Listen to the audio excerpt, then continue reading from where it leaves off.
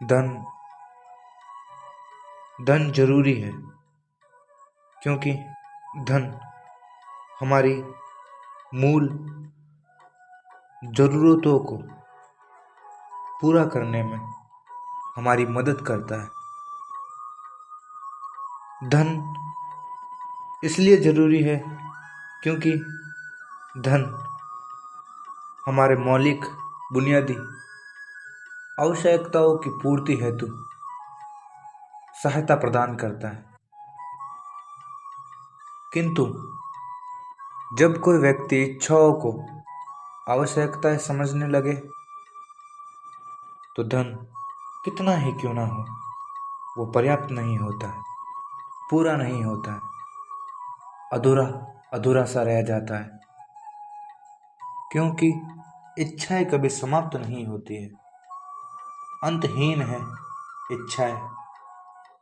इसलिए मनुष्य कभी ना समाप्त होने वाली, कभी खत्म ना होने वाली इच्छाओं की पूर्ति हेतु पूरा करने के लिए धन को इकट्ठा करता रहता है, धन का संचय करता रहता है।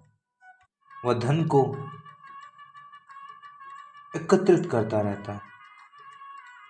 वह धन संचय को ही अपना जीवन का लक्ष्य मान लेता है, समझ लेता है कि धन ही जीवन में महत्वपूर्ण है। वह लोभी बन जाता है। वह भूल जाता है कि जीवन का मुख्य मूल मौलिक लक्ष्य ईश्वर के समीप निकट पास जाना है, ईश्वर के सानिध्य में निकट रहना है। ऐसे लोभी व्यक्तियों का लोभ कभी समाप्त ही नहीं होता है। ऐसे लोभी व्यक्तियों का लोभ कभी समाप्त ही नहीं होता है। ऐसे लोभी व्यक्तियों को अपनी मृत्यु के समय भी यही दुख रहता है कि उन्होंने क्या कुछ नहीं पाया, क्या बाकी रह गया पाने के लिए। ऐसे पल में, ऐसे वक्त में, ऐसे समय में वह एक क्षण के लिए भी, एक पल के लिए भी ईश्वर के बारे में नहीं सोचता है, ईश्वर का स्मरण याद नहीं करता है। अपने जीवन की निरर्थकता, व्यर्थता का बोध भी नहीं होता है। किंतु कुछ व्यक्ति इस तथ्य को, इस वास्तविकता को, इस सच्चाई को समझ ही नहीं पाते हैं। अपने जमा किए हुए धन से उसे इतना लगाव हो जाता है, इतना मोह हो जाता है कि वो उसका एक टुकड़ा भी, एक अंश भी किसी को नहीं देना चाहता है। क्यों आती है धन की याद इतनी? धन की याद इतनी क्यों आती है? संसार की इतनी याद क्यों आती है? पद, पैसा, प्रेमिका की इतनी याद क्यों आती है? आदमी अभी मरने को चला है तो भी वह धन के बारे में ही चिंतन मनन सोच रहा है। अगर ठीक से, स्पष्ट रूप से देख लिया कि मैं धन की क्यों आकांक्षा, अभिलाषा, इच्छा कर रहा हूं, अगर ये बात समझ आ गई, धन हमें सुरक्षित करता है, हमारी हिफाजत करता है। धन की चाह हमें सुरक्षा की चाह है। हमें ये लगता है कि धन हमारी सुरक्षा, हमारी हिफाजत, हमारी आवश्यकता, हमारी ज़रूरत की वस्तुओं को खरीदने में सहायता प्रदान करता है। धन की चाहत में ये ख्याल है हमारा कि अगर धन, पैसा, रकम मिल गई तो सब मिल जाएगा। लेकिन धन से क्या मिलता है? किसको क्या मिला है अभी तक धन से? बस हमारा ये ख्याल है, ये भ्रांति है, ये गलतफहमी है कि अगर धन मिल गया तो सब मिल गया। अगर तुम्हें ये दिखाई पड़ गया कि धन से कभी किसी को कुछ भी नहीं मिला और धन से कभी किसी को कुछ नहीं मिल सकता है, ये झूठी यात्रा है, तो धन की याद खुद ब खुद खत्म हो जाएगी, समाप्त हो जाएगी। पद से क्या मिलेगा, उपाधि ओहदे से क्या मिलेगा, पद से क्या मिलेगा। पद वाला वैसे ही मर जाता है जैसे पदहीन मर जाता है। जिसके पास नौकरी है वह भी मरता है, और जिसके पास नौकरी नहीं है वह भी मरता है। जो शक्तिशाली है वह भी मरता है, जो शक्तिहीन है वह भी मरता है। जो ज्ञानी है वो भी मरता है, जो अज्ञानी है वह भी मरता है। मौत सबको समाप्त कर देती है। कौन प्रसिद्ध है और कौन अप्रसिद्ध है, कौन माँ है, कौन गुरु है, कौन शिष्य है, कौन सा जीव, कौन सा जंतु, कौन सा पशु, कौन सा दरख्त, मौत सबको समान कर देती है। और रोज मौत आ रही है।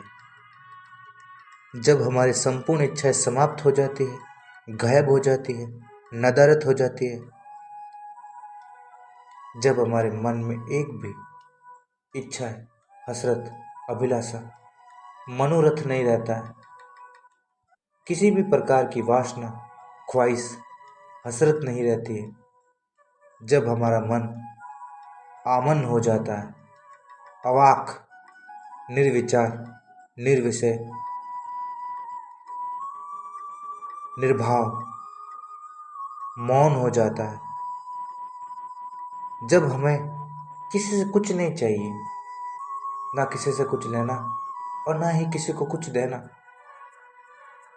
जब हम अपने ही भीतर संपूर्ण इच्छाओं को त्याग देते, इच्छाओं से, इस संसार से मोह त्याग देते, जब हमारे मन में एक भी इच्छाएं नहीं रहती, एक भी वासना, कामना, किसी भी प्रकार की नकारात्मकता जब हमारे मन में नहीं रहती है, तब एक क्षण के लिए वो पल हमारे भीतर जन्म लेता है, जहां उठती है परमात्मा की याद। वो पल, वो क्षण जन्म लेता है जब हम अपने संपूर्ण इच्छाएं, आकांक्षाएं, महत्वाकांक्षाएं, सापेक्षताएं, जब हम अपने संपूर्ण भाव को, विचार को, श्रद्धा को अर्पित कर देंगे परमपिता परमात्मा को, समर्पित कर देंगे, समर्पित करके, अर्पण करके, शांत, शून्य, मौन हो जाएंगे, निर्विचार, अवाक हो जाएंगे। मन में एक भी विचार ना उठना, मन का खुद ब खुद ना बड़बड़ाना, बुद्धि का शांत, सम्यक हो जाना, मन आमन हो जाना, मन का मन में ना रहना, इस प्रकृति से, इस अस्तित्व से एकाकार, इस प्रकृति से जुड़ जाना। भगवान, परमात्मा, ईश्वर, खुदा, रब हमें केवल तभी याद आएगी जब हमने अपने आप को भगवान को सौंप दिया हो, समर्पण कर दिया है। अपने आप को हमने प्रकृति को, अपने तन, मन, वाणी, स्वभाव, चरित्र, मर्यादा, जो कुछ भी हमारे पास है वो सभी अगर यदि हमने परमात्मा को समर्पित कर दिया तो वहाँ उठेगी परमात्मा की याद।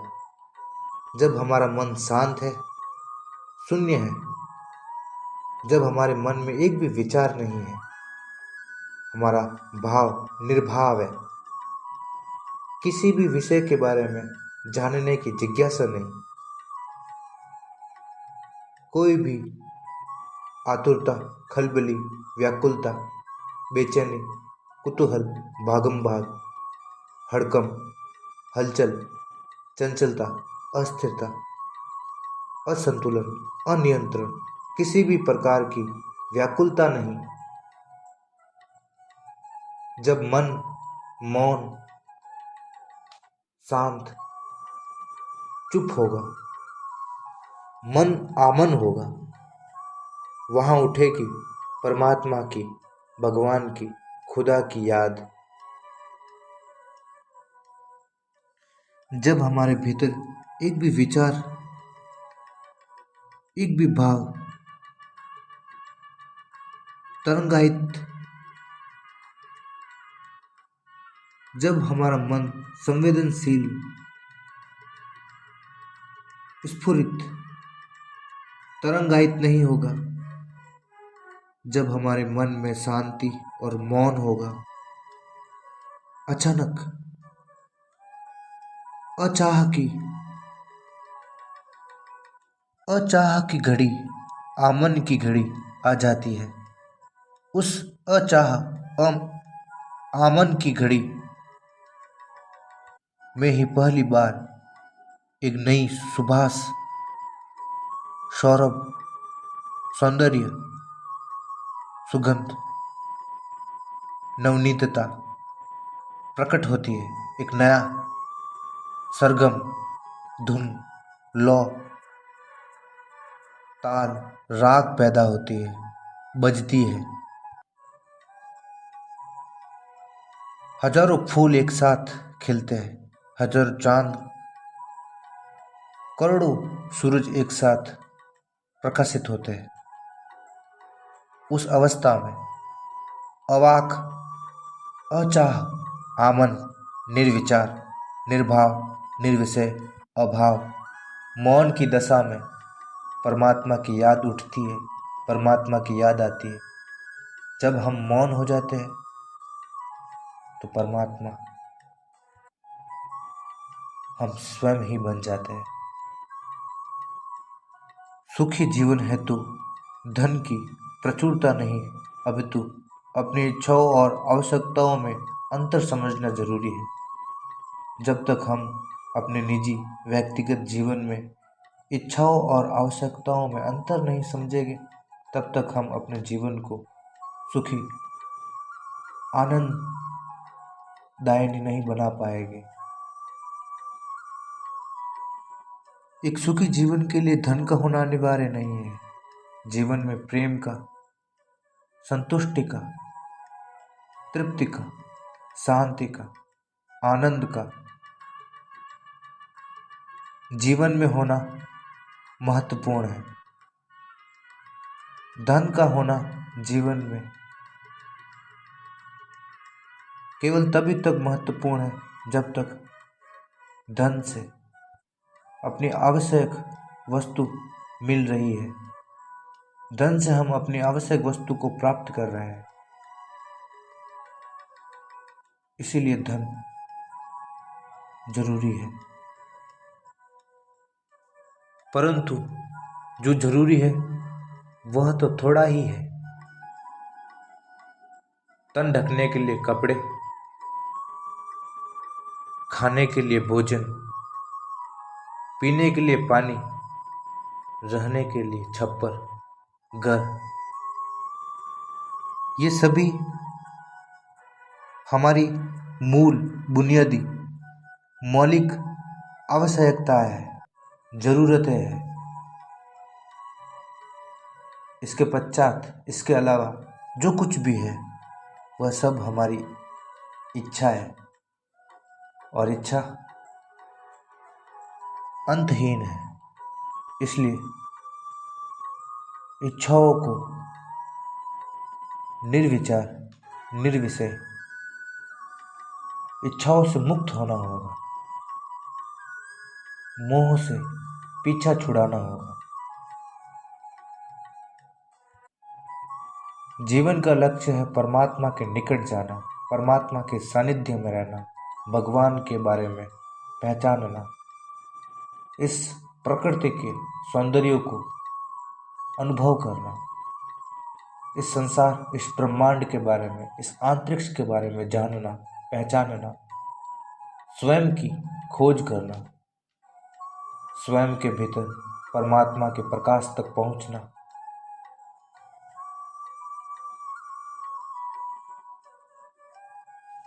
धन का चिंतन, धन का विचार, धन का मनन आपको पीड़ा, कष्ट, अशांति, भय, अस्थिरता, चंचलता, क्रोध, द्वेष, राग, जलन, ईर्ष्या, अंधकार, अस्पष्टता, अहंकार, अविद्या, अस्मिता, अनैतिकता, अकृतज्ञता, अपमान, अनादर, तिरस्कार इत्यादि नकारात्मक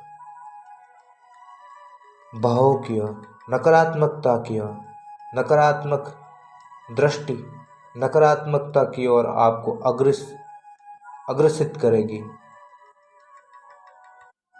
धन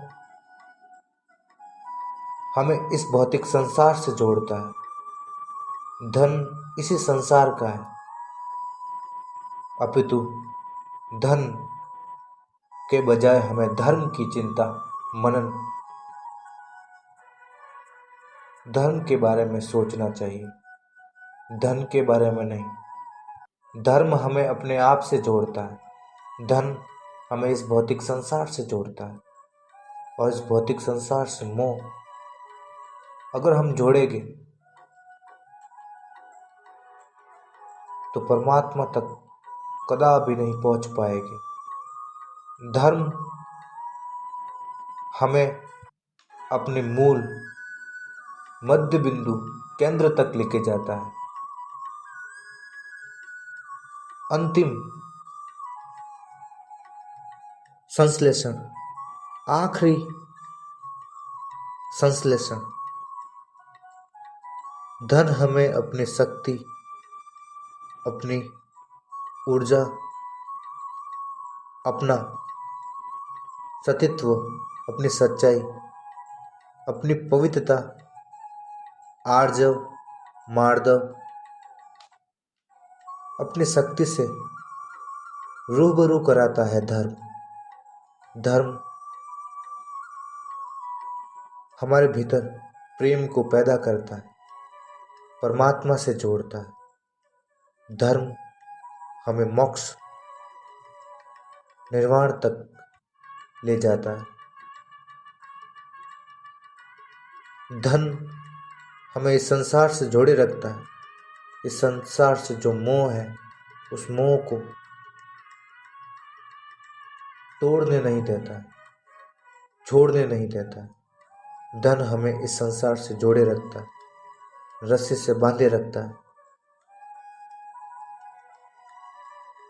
नित्य नवीनतम इच्छाओं को पैदा करता जाता है।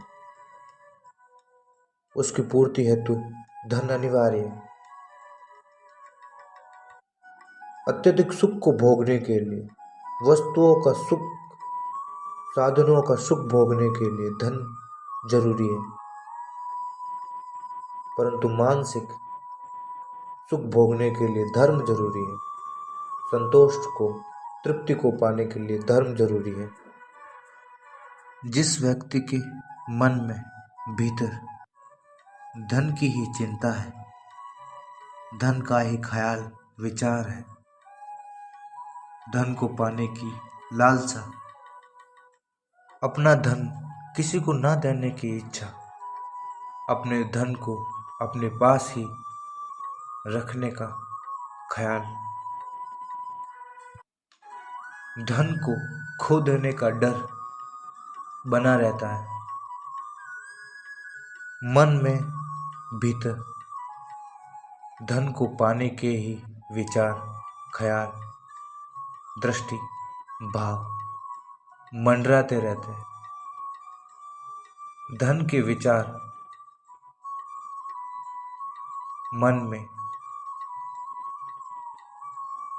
हर पल, हर वक्त चलते रहते हैं। अच्छे विचारों का प्रवेश आना रोक देते हैं।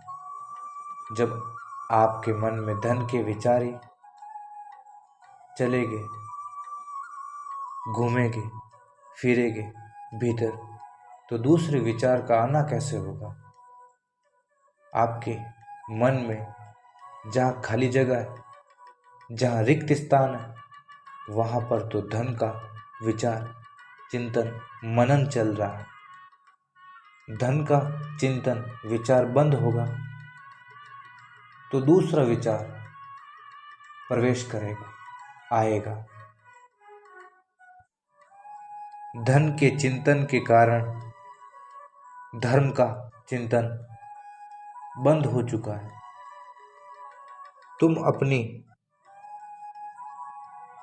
मानसिकता को दूषित कर रहे हो धन के चिंतन से, विचार से। तुम अपने मन वचन वाणी को मैला कर रहे हो, गंदा कर रहे हो, धन से धर्म की तुलना कर रहे हो। धर्म का अर्थ है धारण। इस पृथ्वी को धारण करने वाला, इस पृथ्वी ने हमें धारण किया है। वृक्षों को, पेड़ पौधों को, पशु पक्षी कीट पतंग को, नदियाँ पहाड़ झरनों को, जिसने भी धारण किया है रहने के लिए, ठहरने के लिए स्थान दिया है। धर्म का अर्थ है धारण करना। जिसने हमें धारण किया है वही धर्म है। प्रत्येक व्यक्ति का एक ही लक्ष्य है, नेकी पर, पवित्रता पर, सत्य पर चलना। हमारा मन खाली हो, मन में किसी की याद नहीं, ना धन की याद, ना पद की याद, ना ही प्रेमिका की याद, ना ही किसी भौतिक वस्तु की याद, किसी की याद नहीं। मन शांत, खाली, मौन, आमन, अवाक अवस्था में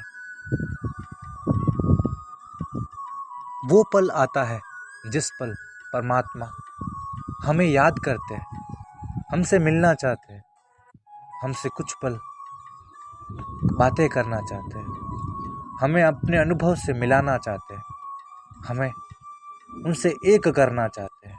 अवाक, आमन, अचाह स्थिति में परमात्मा हमसे मिलने आते हैं।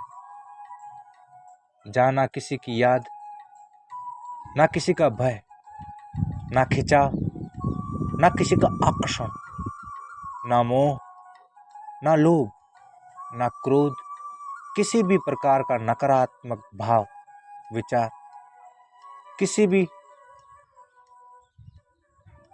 नकारात्मक प्रवृत्ति।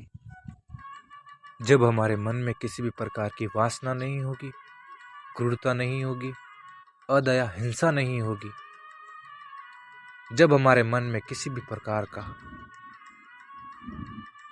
लोभ, लालच, मोह नहीं होगा, जब हमारी संपूर्ण इच्छाएं शांत, भस्म हो जाएगी, जब हमारे मन में केवल शांति, मौन, शून्यता के अतिरिक्त कुछ नहीं रहेगा।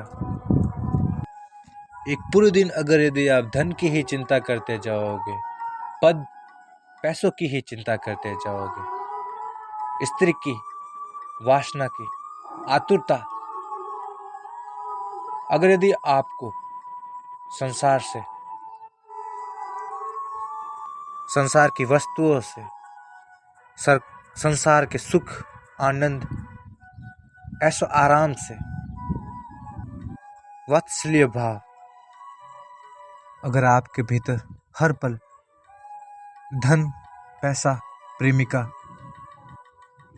इत्यादि विचार आपके भीतर मंडराते रहे, घूमते रहे और आपको जीवन सत्य, यथार्थ, शिव की तलाश से वंचित रखेंगे।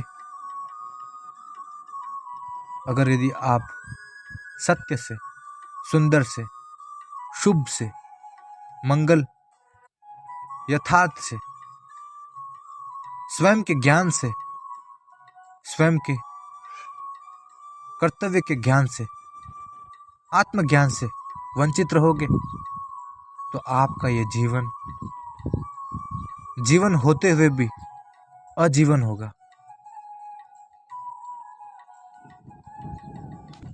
एक फूल तो है, परंतु उस फूल के भीतर अंदर सौरभ नहीं है, खुशबू नहीं है, महक नहीं है। फूल की सुंदरता लुप्त हो चुकी है। फूलों की पहचान उनकी गंध से होती है, उनकी महक उनके सौरभ से होती है। किस विचार को, किस भाव को कितना महत्व देना चाहिए आपके जीवन में, ये आपके व्यक्तिगत निर्णय पर निर्भर करता है, खुद पर निर्भर करता है कि आपको किस ओर बढ़ना है। सत्य की ओर बढ़ना है या लोभ की ओर बढ़ना है, परिवर्तन की ओर बढ़ना है या अपरिवर्तन की ओर बढ़ना है, ज्ञान की ओर बढ़ना है या अज्ञान की ओर बढ़ना है, विनाश की ओर बढ़ना है या विकास की ओर बढ़ना है, कल्याण की ओर बढ़ना है या अकल्याण की ओर बढ़ना है, धन की ओर बढ़ना है या धर्म की ओर बढ़ना है, काम की ओर बढ़ना है या मोक्ष की ओर बढ़ना है। यह आपको स्वयं को ही तय करना होगा कि आपको अपने नाव को किस ओर लेके जाना होगा। हमें तो अचानक पता चला कि हम इस दुनिया में है। आश्चर्य, अहोभाव, अचानक पता चला कि संसार में हमारा भी होना है। हम भी है इस जगत में, इस दुनिया में। हमारा भी कुछ वर्चस्व, अस्तित्व, मौजूदगी विद्यमान है इस दुनिया में, इस जग में। हमारा होना हमें पता चला अचानक, सहसा। और जो यादें हमें आती है, जो अनुभव हमें होते हैं, वो हमारे खुद के द्वारा ही बनाए हुए होते हैं, खुद के द्वारा ही निर्मित किए हुए होते हैं। हमने अपने भीतर सब कुछ खुद ही पैदा किया है।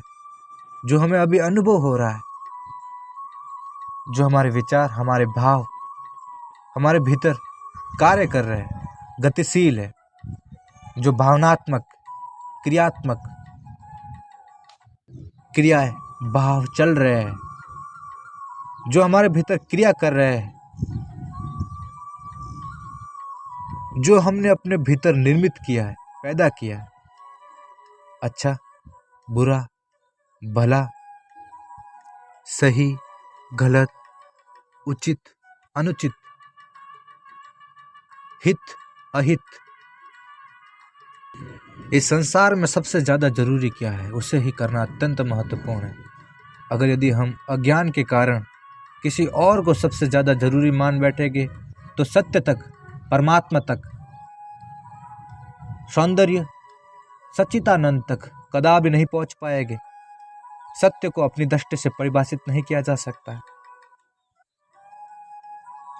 जहां तक हमारी नजर जाती है, जहां तक हमारी दृष्टि जाती है, सत्य, सच वहीं तक सीमित नहीं है, वहीं तक नहीं है सत्य।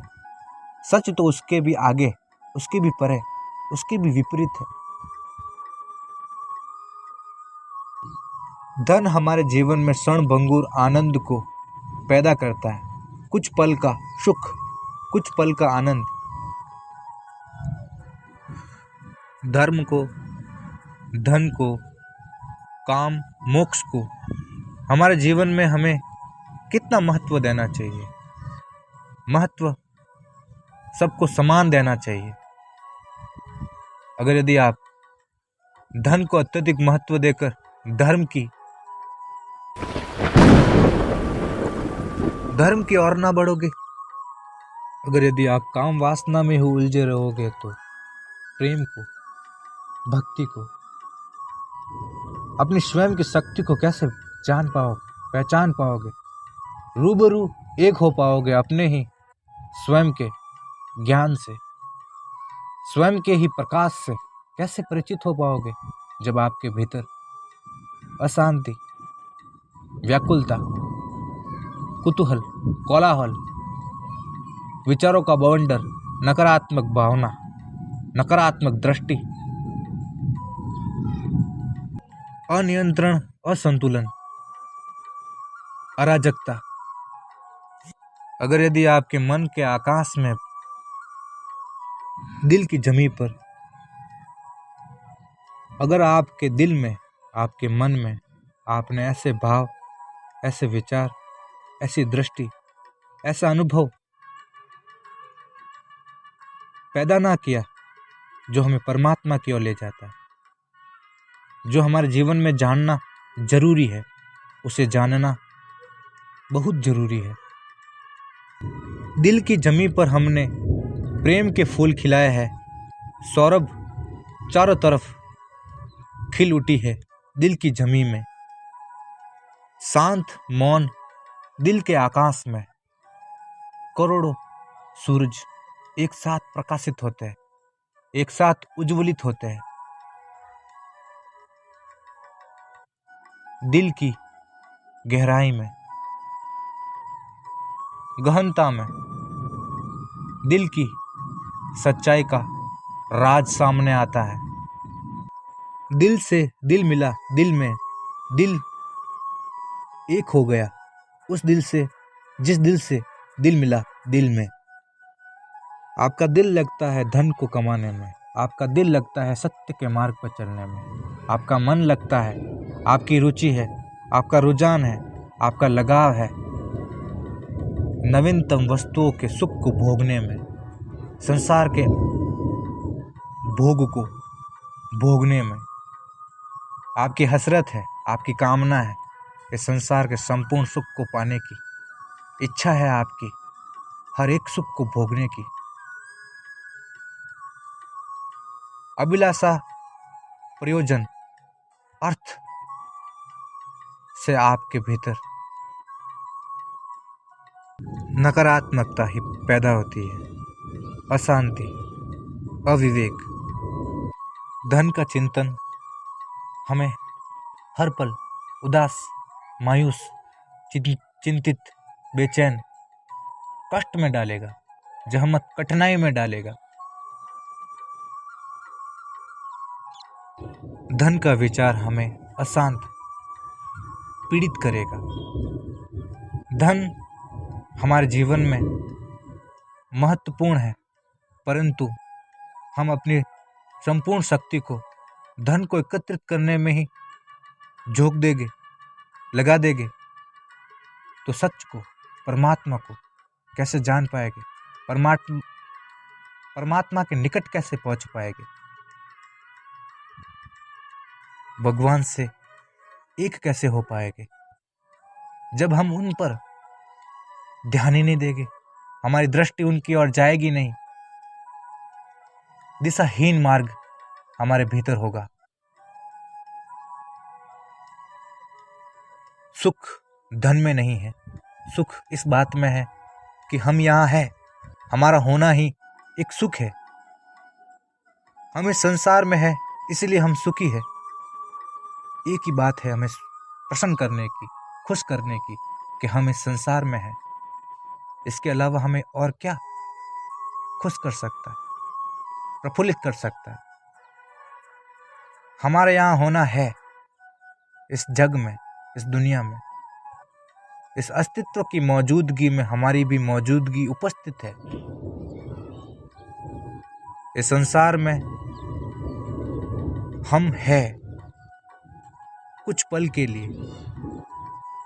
ना इच्छा रही अब इस दिल में, ना ही कोई हसरत, ना दिल में किसी को पाने की ख्वाहिश है, ना ही किसी से बिछड़ने का भय, डर,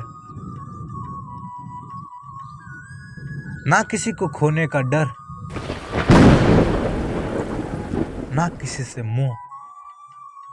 एक ना एक दिन आपके मन को आपको शांत तो करना ही होगा, क्योंकि इस संसार में स्थायी स्थित आनंद को कौन नहीं चाहता है। आपके पास हर पल खुशी, आनंद, हर क्षण आपको आनंद की अनुभूति, प्रतीति हो, आभास हो, स्थिर आनंद आपको प्राप्त हो। स्थिर प्रज्ञ बनना होगा हमें अपने मन में। स्थिर प्रज्ञ, हमें सत्य की ओर अड़ा रहना है, सत्य पर निरंतर बढ़ते रहना है, सतत सत्य पर कार्य करना है। स्वयं की खोज, स्वयं के निकट आना है, दूसरों से संबंध, रिश्ते, नाते तोड़कर स्वयं तक पहुंचना है, खुद तक। विज्ञान हमें भौतिक संसार के बारे में बताता है, परंतु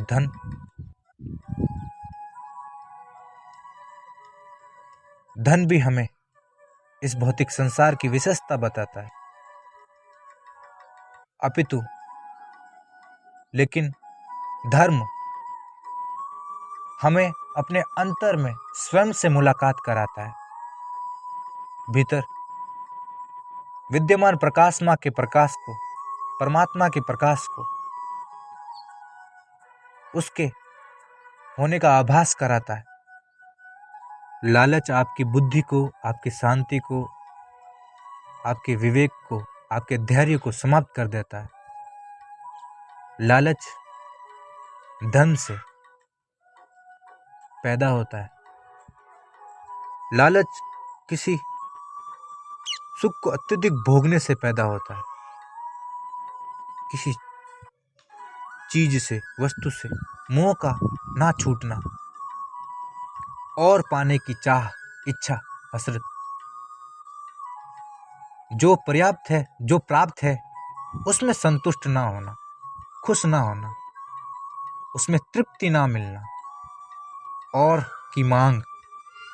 जब तक हमारे भीतर और की मांग रहेगी, तब तक हमारा मन शांत नहीं हो पाएगा, स्थिर नहीं हो पाएगा, मौन नहीं हो पाएगा। और जब तक हमारा मन मौन नहीं हो पाएगा, शांत नहीं हो पाएगा, तब तक हमारे भीतर परमात्मा का एहसास, भगवान की अनुभूति, भगवान की प्रतीति, भगवान का होना हमें महसूस नहीं होगा। आनंद का, स्थिरता का, संतोष की अनुभूति नहीं होगी जब तक हमारे भीतर अशांति होगी, वासना होगी, धन के विचार, लोभ होगा, स्त्री के कामुकता होगी। जब तक हमारे मन की जमीन बंजर है, जहां पर कोई भी वृक्ष नहीं है, हरियाली नहीं है, पेड़ पौधे नहीं है, अकाल है हमारे मन के आकाश में, हमारे मन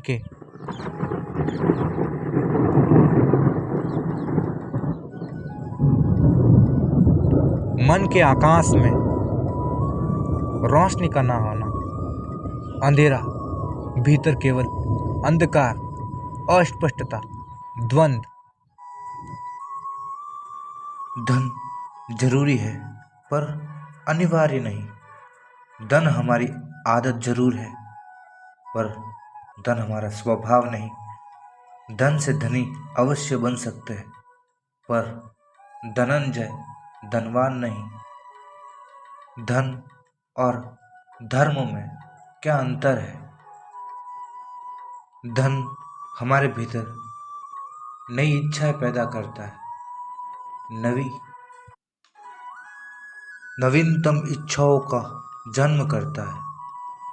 धन के हमारे पास ना होने से हमारा मन अस्थिर, बेचैन, चिंता में, परेशानी में, कठिनाई में पड़ जाता है।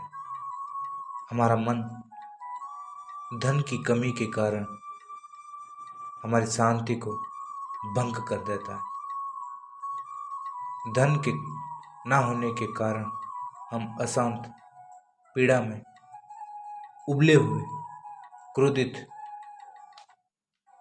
जले हुए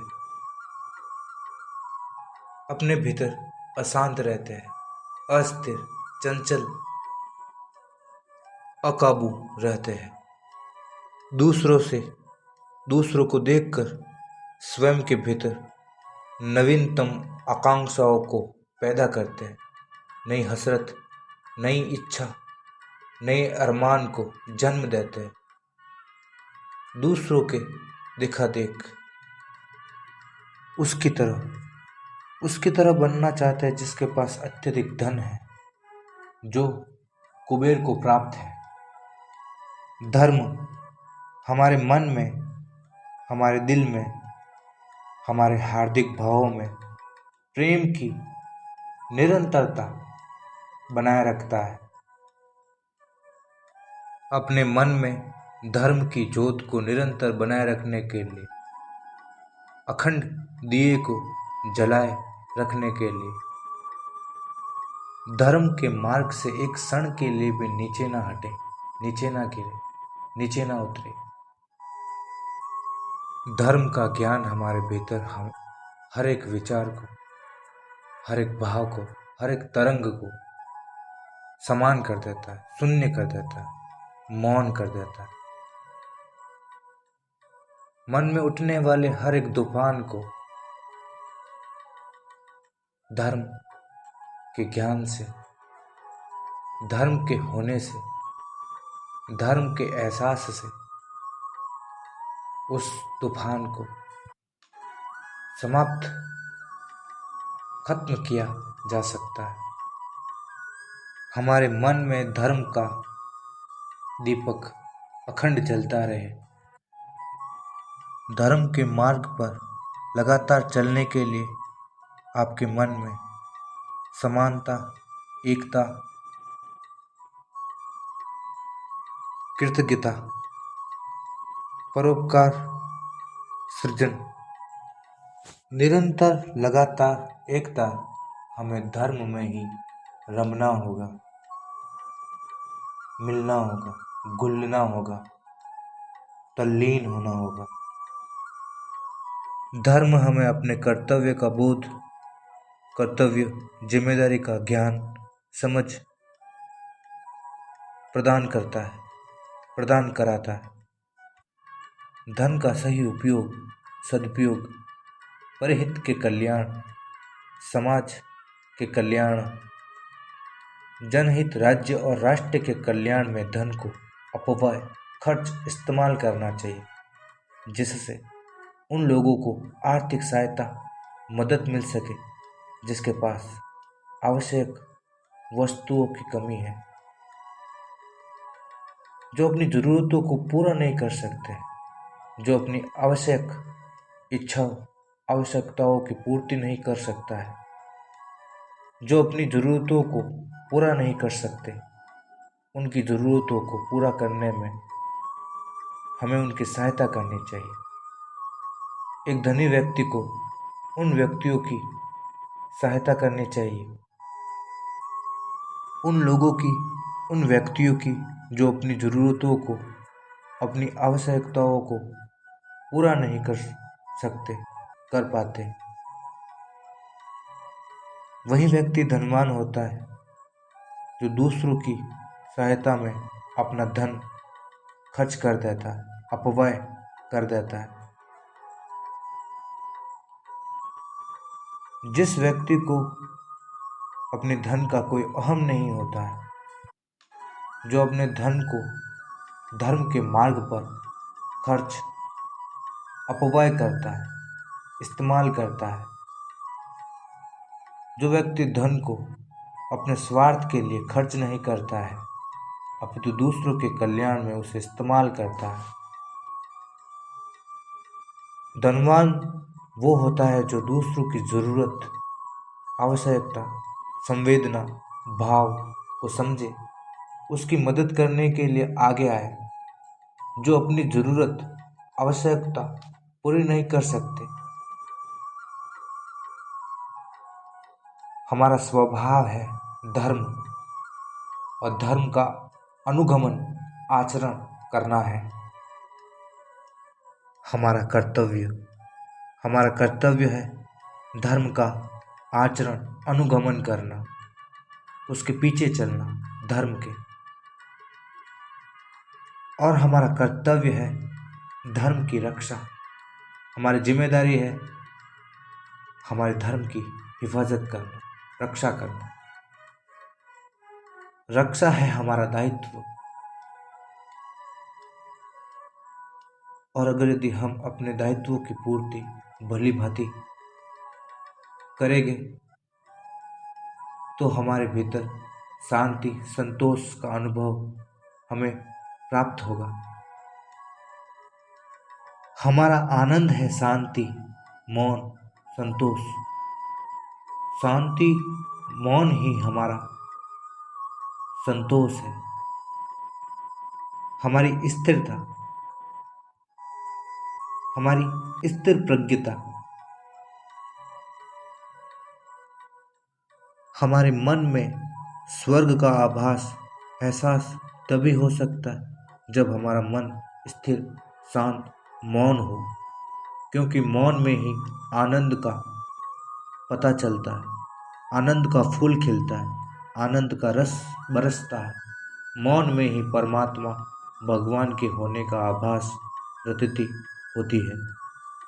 हमें अपने भीतर उन विचारों से, उन भावों से, उन नकारात्मक दृष्टि से, उन नकारात्मक आदतों संस्कारों से दूर रहना होगा, दूर हटना होगा, जो हमें धर्म के मार्ग से हटाए, जो हमें भगवान तक पहुंचने में बाधा उत्पन्न करे, जो हमें धर्म से दूर करे, पृथक जुदा करे।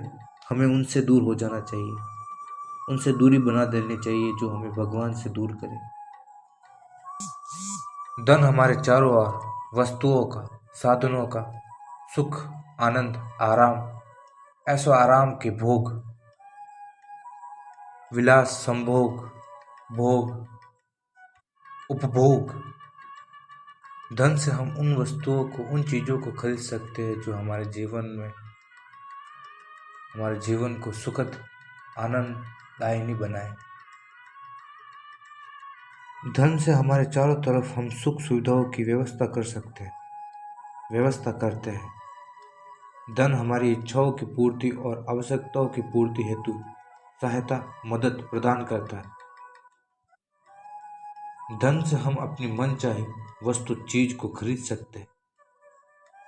धन से इच्छाओं की पूर्ति की जा सकती है। धन से भोग विलास सुख ऐश्वर्य आराम चैन राहत की वस्तुओं को भोग सकते हैं। धन के ना होने से व्यक्ति पीड़ा में रहता है, ये सोच के वो पीड़ित रहता है कि मेरे पास धन नहीं है, मैं अपनी ज़रूरतों को पूरा नहीं कर पा रहा हूँ। उसकी इच्छाएं बढ़ती जाती है, उसकी मांग, उसकी हसरत कभी खत्म ही नहीं होती है। जितना धन वो अर्जित करता है उतना तो खर्च हो जाता है। धन प्रतिपल हमारे मन को अशांत अस्थिर करता है। मुक्त होना होगा धन के चिंतन से, मनन से, विचार से, भाव से। धर्म पर अपनी दृष्टि गड़ानी होगी, धर्म का आचरण करना होगा, धर्म का अनुसरण गमन करना होगा। धन को धर्म के मार्ग पर अपव्यय करना होगा। क्या धन हमें भगवान के पास लेके जा सकता है? क्या है धन में इतनी शक्ति कि वो हमें भगवान से, परमात्मा से मिला सकता है? धन में इतनी शक्ति कहाँ कि वो हमें भगवान से मिला सकते? धर्म में इतनी शक्ति है, इतनी ताकत है, इतना सामर्थ्य है, इतना बल है, इतनी ऊर्जा है धर्म में कि वो हमें परमात्मा तक बना सकता है। भगवान तक हमें बना सकता है। धर्म हमें प्रेम करना, दुनिया से प्रेम हर एक से प्रेम करना सिखाता है, हर एक की सहायता करना सिखाता है। परोपकार, उदारता, सहनशीलता, दया, रहम, तरस, ज्ञान का ज्ञान कराता है। धर्म हमें परमात्मा भगवान की ओर ले जाता है। धन के विपरीत है धर्म। जब तक हमारा ध्यान, हमारी ऊर्जा, हमारी शक्ति, हमारा ताकत धन का ही चिंतन, धन का ही मनन, धन के ही विषय में, धन के ही बारे में चिंतन करते जाएंगे, विचार करते जाएंगे, तब तक हमारा मन अशांत, पीड़ा में, अस्थिर, अनैतिक, कर्तव्यहीन मार्ग का चयन करेगा। हमें सही मार्ग का पता नहीं चल पाएगा, ज्ञात नहीं हो पाएगा वो मार्ग जिस मार्ग से हमें परमात्मा मिलते हैं। धर्म हमें परमात्मा तक पहुंचाएगा। धर्म हमारे मन में चलने वाले नकारात्मक विचार, धन के विचार, पद, पैसा, प्रेमिका, ऐश्वर्य, सुख, भोग, विलास इत्यादि नकारात्मक प्रवृत्तियों से धर्म हमारे मन को शुद्ध करेगा, पवित्र करेगा, आमन, अचाह, अवाक करेगा, हमें हर वासनाओं से मुक्त करेगा। धर्म हमें नेकी के मार्ग पर ले जाएगा।